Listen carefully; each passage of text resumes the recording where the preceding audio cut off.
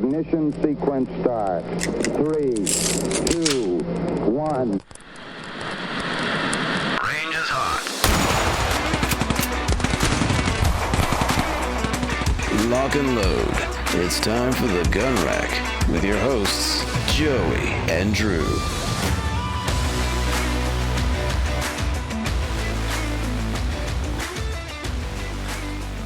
Hello, everybody. Welcome to the Gun Rack Sonoran Desert Institute School of Firearms Technology's official podcast. I am Drew Poplin. No Joey Upper today. I'm going to be taking this one solo. And today, I'm going to do my top 9 war films of all time. Some of y'all might recall a couple weeks ago, Joey put out his list. It's a very good episode. I was a big fan of it. I went back because I did the editing on it. And, listening to it, I was, sometimes editing can be a bore, but it was nice getting his thoughts and opinions. So I figured I would share mine with you this week. Quick note before we dive in, I don't want to waste too much time because this could take a hot second. But just a quick note, I'd like to reiterate that these are my favorites. I'm not saying that this is what I think the best war films of all time are. No, these are just happen to be my favorites. So you're totally free to agree, disagree with me. In fact, actually, I would love it if you guys commented what your top 9 war films of all time are in the comments. A lot of these films that I have that ended up on my list are there because of a personal connection that I have towards the film. So for example, spoiler, I have The Dirty Dozen on my list. It's a film that I thought was pretty darn good, but it's also one of my favorites because I remember growing up and watching the film with my father.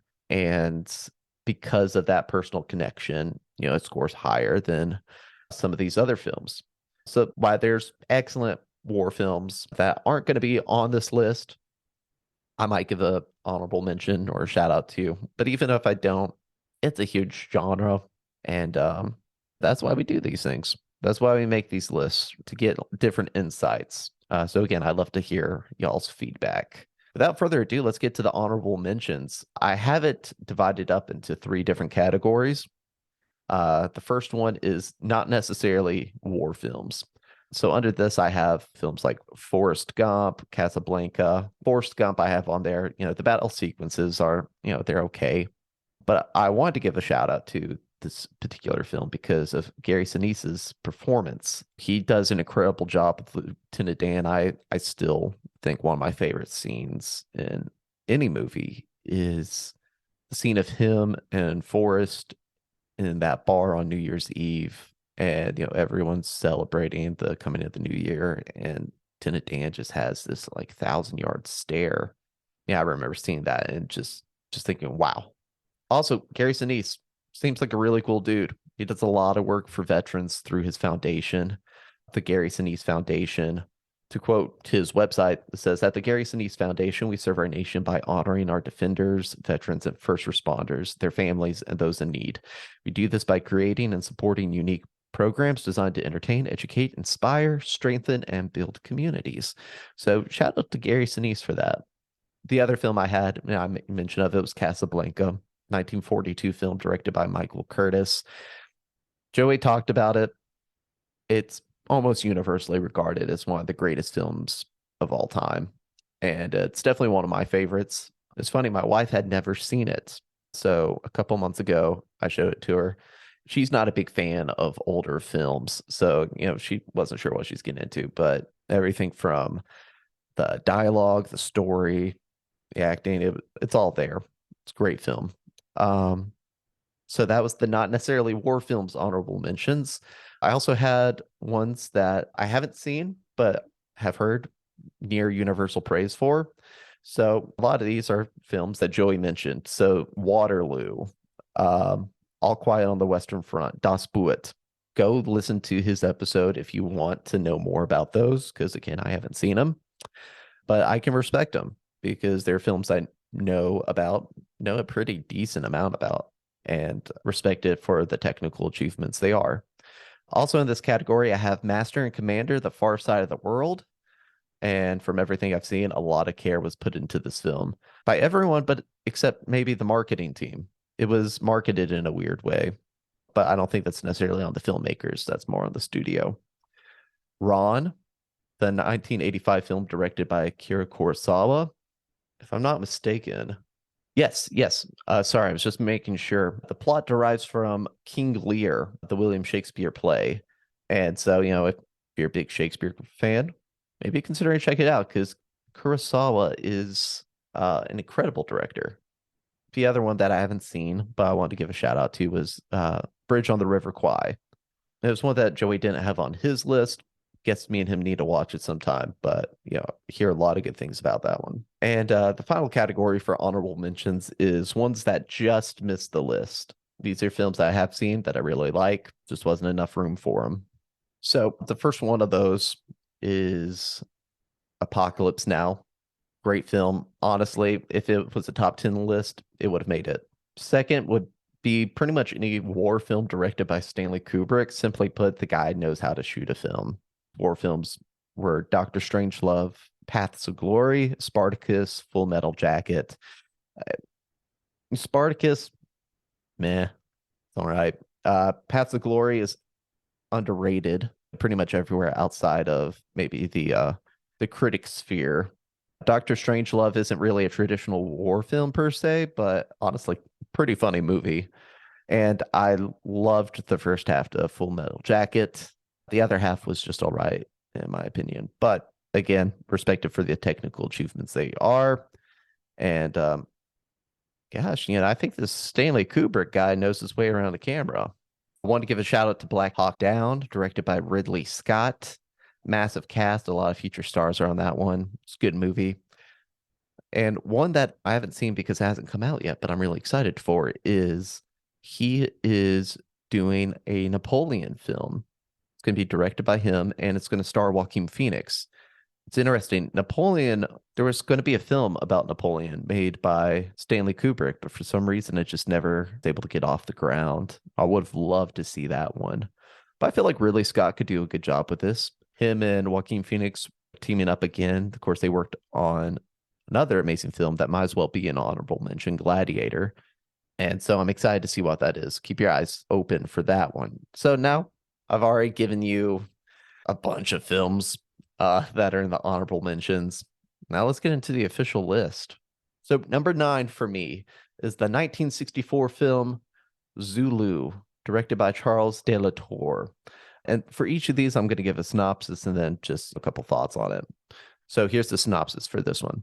In 1879, the Zulu nation hands colonial British forces a resounding defeat in battle. A nearby regiment of the British Army takes over a station run by a missionary, played by Jack Hawkins, and his daughter, Yulta Jacobson, as a supply depot and hospital under the command of Lieutenant Jean Chard, played by Stanley Baker, and his subordinate, Gonville Bromhead, played by the wonderful Michael Caine.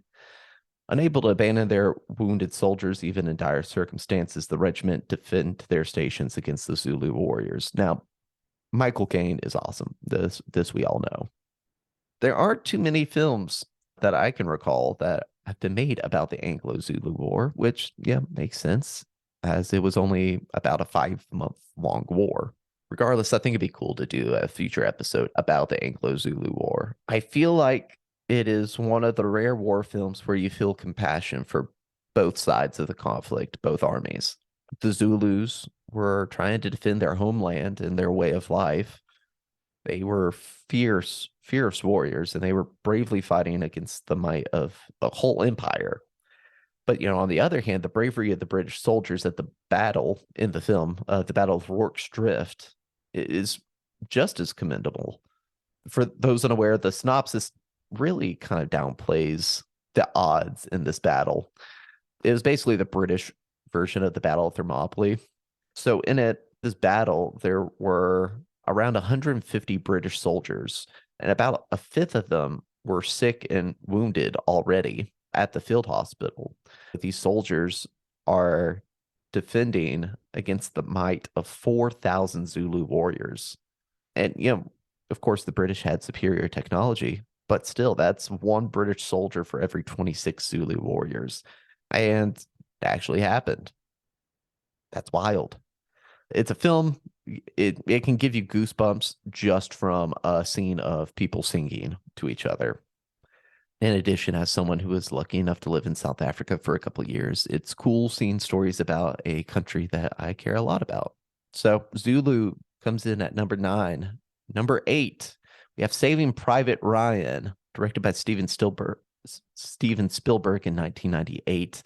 Joey already gave a pretty decent description of the story, and I imagine most of you guys have seen it by now. But, Saving Private Ryan probably would have made my list even if it was just the D-Day sequence. Even if if the movie ended after that, it still would probably be on my list. I had never seen a war film like it. It was very, very shocking to me the first time I watched it. Incredible cast, good writing, good directing. And Joey shouted out a couple of the actors that were involved, but I want to give a shout out to one he didn't mention, Giovanni Ribisi. He gave probably my favorite performance in the film. He played Irwin Wade. Some of you guys might recognize him as the combat medic. Powerful film, really well done. It deserves the reputation it gets. Now, number 7, this might be a surprise to some of y'all. I have the 1968 Brian G. Hutton directed film, Where Eagles Dare. Synopsis of this movie: a crack team of Allied soldiers stages a daring rescue during World War II. A U.S. general is being held captive in an opposing castle fort high in the Bavarian Alps. This audacious plan calls for Lieutenant Schaefer, Major Smith, and other operatives to parachute down wearing Nazi disguises. They'll penetrate the mountain outpost while undercover operatives assist them from within. But their mission changes when they discover that there's a traitor in their midst. If you've listened to the podcast for a while, you might be aware of the fact that I am a big Clint Eastwood fan. I'll probably watch any movie that he is acting in because the guy's just so freaking cool. But Richard Burton is a legendary actor in his own right. So it's really cool seeing these two on screen together. It's not a pair that I would necessarily think in my head to pair together, but it's one that I feel like works. I'm a sucker for films where there's a mole, there's someone who isn't who they say they are in a group of people, but you're not sure who it is. And this is one of those films that I watched as a kid with my dad, and I remember being engrossed by it, despite the fact it was like a 2.5-hour movie. It's pretty long.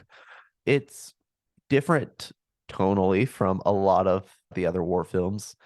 I'd agree that it is very important to convey the horror of war more so than, I guess, the valor of war. But having said that, a good movie is a good movie. And I like Where Eagles Dare. Also, there's a Misfits song written about it. It's kind of cool. Anyway, number 6, directed by David Ayer in 2014, we have Fury. In April 1945, the Allies are making their final push in the European theater. A battle-hardened army sergeant named Don War Daddy Collier, leading a Sherman tank and a 5-man crew, undertakes a deadly mission behind enemy lines. Hopelessly outnumbered, outgunned, and saddled with an inexperienced soldier in their midst, War Daddy and his men face overwhelming odds as they move to strike at the heart of Nazi Germany. Well, speaking of a tonal shift, this one's on the complete opposite end of Where Eagles Dare, or even something like The Longest Day, which is another film I enjoyed, actually. While many war films are known for their big star-studded casts, this one takes a different approach, instead focusing on a tank crew of 5 men, sorry. Although it's debatable, honestly, Logan Lerman's character is pretty much a kid, which is sad. But the performances in this are great. I feel like the chemistry between the crew is really, really interesting and really neat to see. It's brutal. It's sad. And it does get docked a few points for inaccuracies. But overall, it's a good film, and it's on my list. Number 5, another film from the 2010s. This one's 2017's Dunkirk, directed by Christopher Nolan.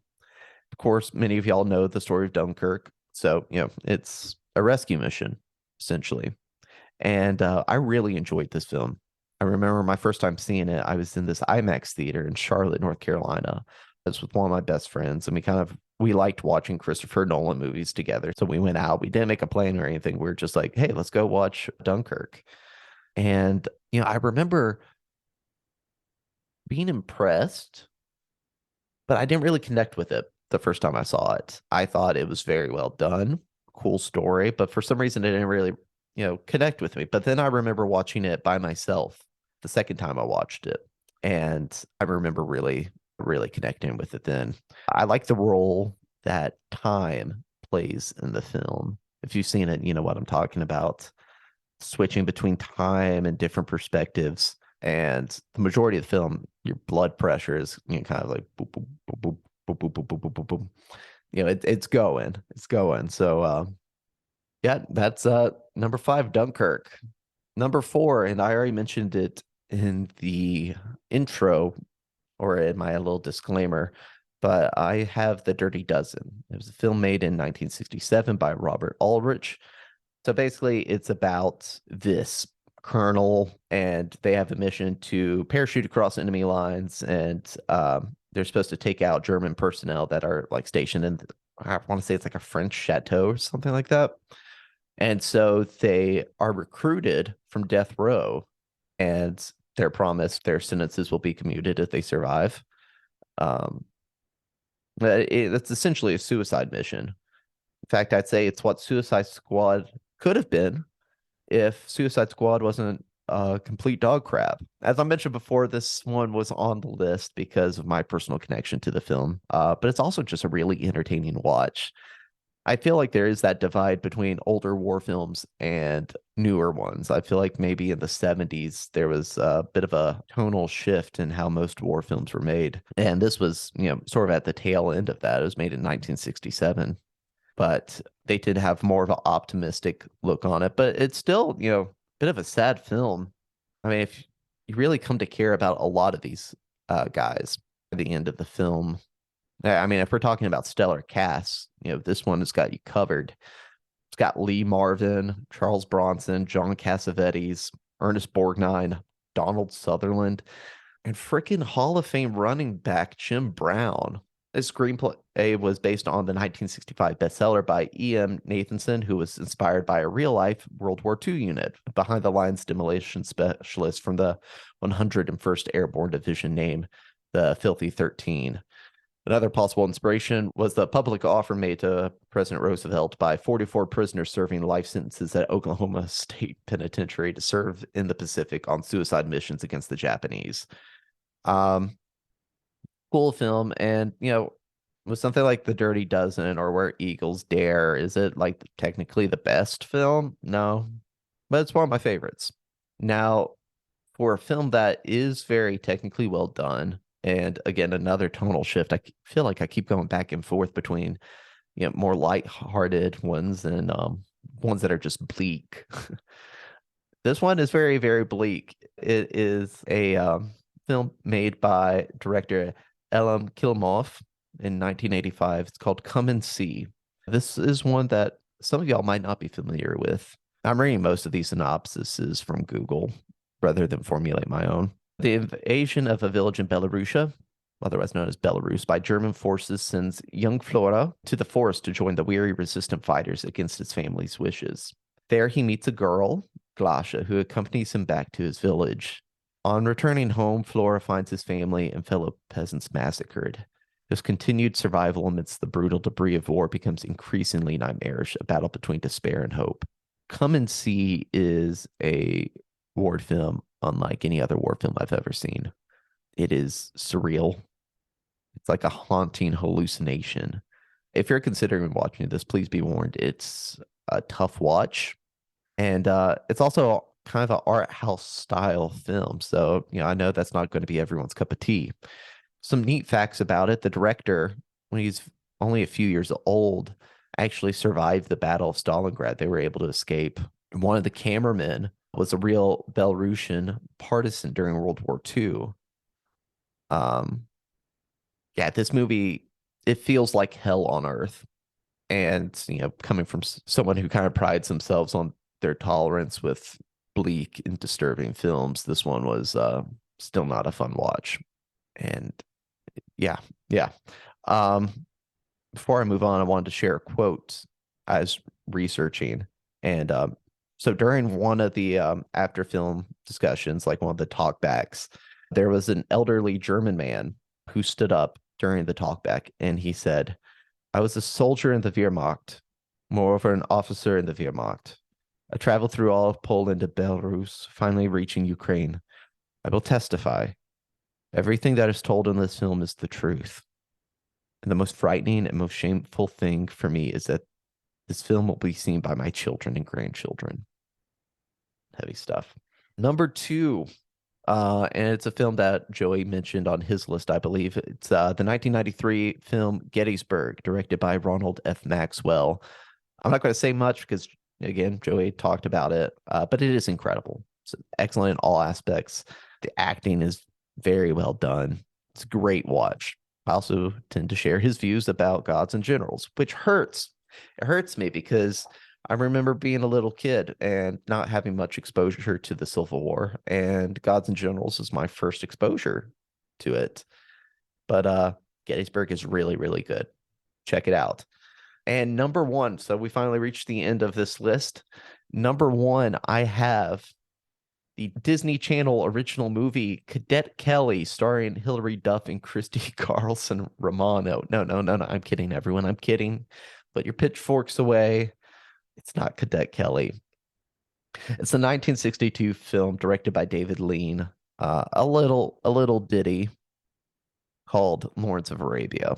I believe Joey talked about it last one. I'm like 99% sure he talked about, what it was about. Honestly, there was a little hesitation on my part with putting this on the list, as I feel like it's much more of a character study of T. Lawrence than necessarily a war film. I mean, after all, it kept other stuff off. But the difference between this and Forrest Gump or some of those other films, is the sheer scope of it. I don't know if it's on Waterloo level. I can't say that because, again, I haven't seen Waterloo. But there is a magnificent scope. Some of these shots they do, some of these set pieces, how did they do that?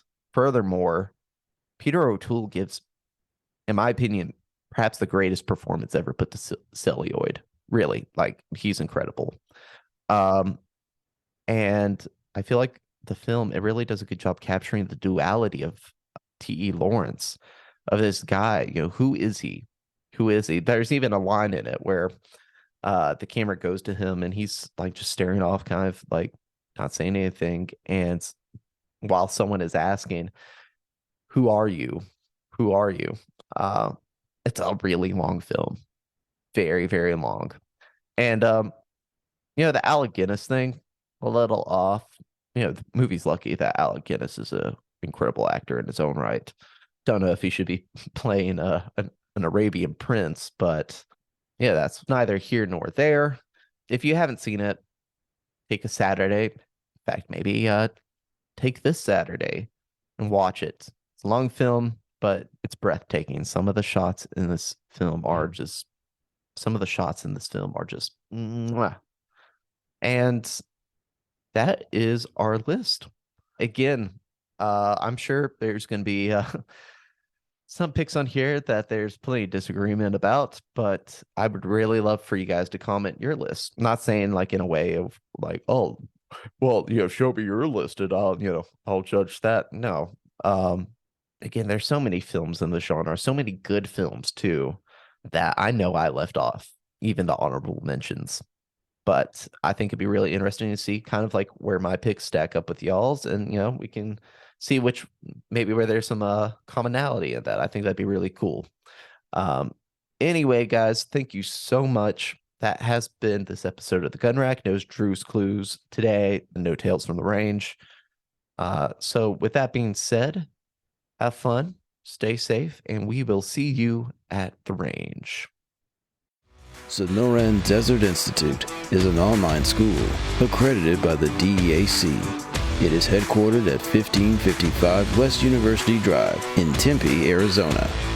For more information about how you can craft your firearms future, visit sdi.edu.